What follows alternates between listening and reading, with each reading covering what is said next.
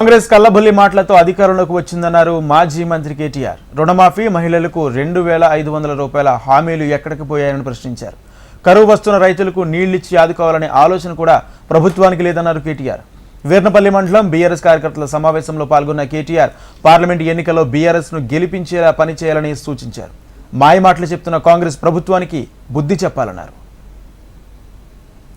ఎల్లారెడ్డిపేట మండలం అంటేనే, సిరిసిల్ల నియోజకవర్గం, కరీంనగర్ జిల్లా అంటేనే ఇది విప్లవాల గడ్డ. ఈ నేలలోనే, ఈ గాలిలోనే ప్రశ్నించే తత్వం ఉంది, పోరాడే తత్వం ఉంది. కాబట్టి ఎవ్వరికి భయపడే అవసరం లేదు. ఎవడు మన ఇంటికి కూడా వీకిటోడు ఎవడు లేడు. కాకపోతే కొత్త మురిపం, కొత్త బిచ్చగాళ్ళు కదా. నిన్నగాక మన అధికారంలోకి వచ్చారు కాబట్టి ఎగురుడు దుంకుడు కొద్దిగా ఎక్కువ ఉంటుంది, డైలాగులు ఎక్కువ ఉంటాయి. భయపడకూరి. కరువు మళ్ళొక్కసారి తరుముకొని వస్తున్నది. ఎందుకంటే ఈ ముఖ్యమంత్రికి, ఆయన ప్రభుత్వానికి చిత్తశుద్ధి లేదు. వాళ్ళకు కనీసం రైతులను కాపాడుకోవాలన్న సోయి కూడా లేదు. కాంగ్రెస్కి ఎందుకు వేయాలంటే ఇవాళ వాళ్ళకి చెప్పుకునేందుకు ఏం లేదు. ఎందుకంటే పైసలు అవసరం లేని పనులేమో చేసినట్టు చూపెడతాడు.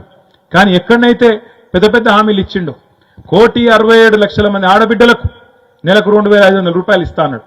ఇంతవరకు అతి లేదు, గతి లేదు. రైతులకు 40 లక్షల మంది రైతులకు 2 లక్షల రుణమాఫీ చేస్తా అన్నాడు. దాని మీద కదలిక లేదు. 500 బోనస్ ఇస్తా అన్నాడు కింటాల్కు. రేవంత్ రెడ్డి హుషారుగాడు ఏం చెప్తాడు?